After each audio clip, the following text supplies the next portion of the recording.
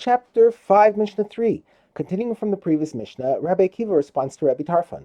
Rabbi Akiva said to Rabbi Tarfon, "Your words that a person who does not know whether he committed Me'ilah should bring the Me'ilah payment and a single korban, and stipulate that it will be either an Asham Tuli or an Asham Milos, make sense in the case of an uncertain Me'ilah that is for a small amount of money.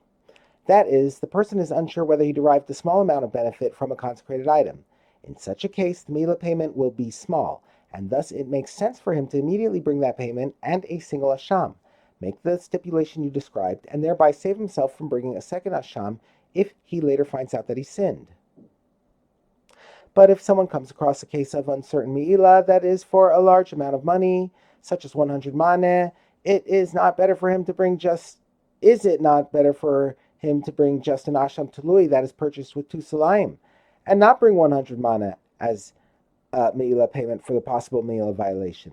In this case, if the person follows your suggestion, he will have to immediately pay 100 maneh. It is more worthwhile for him to simply bring an Asham Tuli now, which he can do without giving the Me'ilah payment. If and when he finds out that he committed Me'ilah, he will pay the money and bring an Asham Me'ilos. The Mishnah notes, it emerges that Rabbi Akiva agrees with Rabbi Tarfon in the case of an uncertain Me'ilah that is for a small amount of money. That is, Rabbi Akiva agrees with Rabbi Tarfon in principle. He simply holds that Rabbi Tarfon's suggestion is not worthwhile if the Me'ilah is for a large amount of money. In the previous Mishnah, Rabbi Tarfon noted that the same kind of animal is brought as a korban for an uncertain Me'ilah as for a certain Me'ilah. The Mishnah now mentions an unrelated case where the same type of animal is brought for a case of uncertainty and a case of certainty.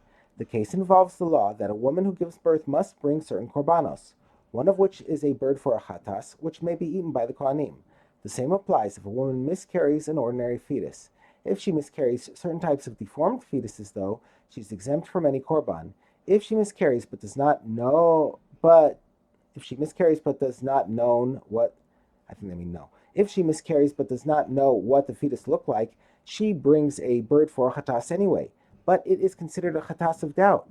Unlike an ordinary bird chatas, a chatas brought out of doubt may not be eaten by the Kohanim. See Chapter 1, Mishnahs 3-5. A woman miscarried and brought a bird chatas of doubt. That is, she did not know what the fetus looked like, and as required, she brought a bird chatas that is not supposed to be eaten by the Kohanim. If, before the bird underwent malika, it became known to her that she definitely gave birth, i.e. miscarried, to an ordinary child, she should make the bird an ordinary chatas. That is, she should bring it as a bird chatas that is eaten by the Kohanim, as is brought for the birth or miscarriage of an ordinary child.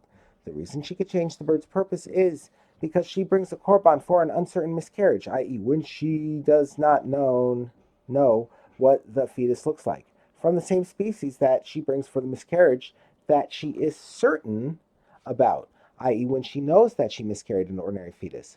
For both types of miscarriage, she brings either a turtle dove or a young pigeon as a chatas.